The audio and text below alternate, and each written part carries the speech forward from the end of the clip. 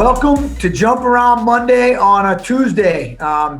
Today is March 23rd. We just got back from the national tournament a couple of days ago and wrapped up our season. And, I'll tell you what, our guys did an unbelievable job heading down there and staying focused. And it was a weird national tournament with getting COVID tested. And we did come away with 2 All-Americans. But first things first, we brought 4 guys down there. Chris Weiler, Chris has had an up and down season for us, transferring in and just didn't perform the way he wanted to. He's had some injuries and things like that, but he's going to heal up, and hopefully we get Chris back here for next year. And I think he could be a big asset to our team. And everybody loves Chris. He's a great guy, and hopefully he sticks around and gets healthy, and we can have him back in the lineup.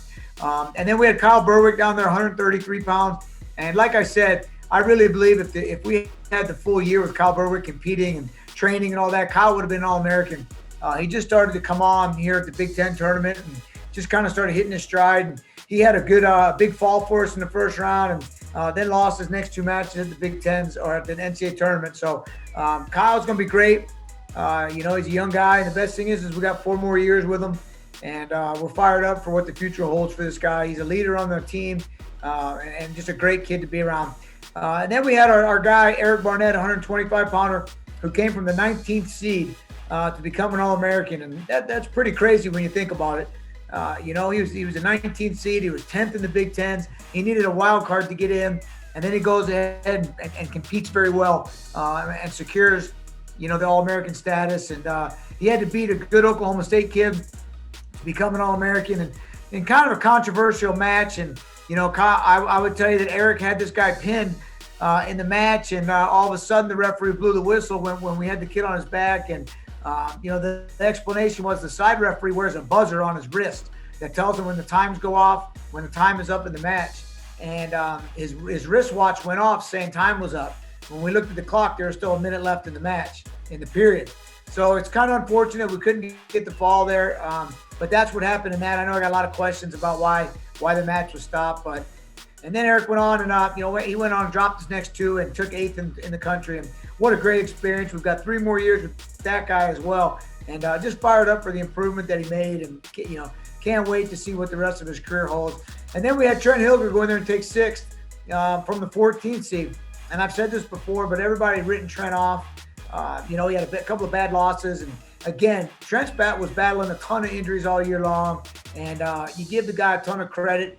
He could have, he opted to help the team and put off surgeries early in the fall to go ahead and compete.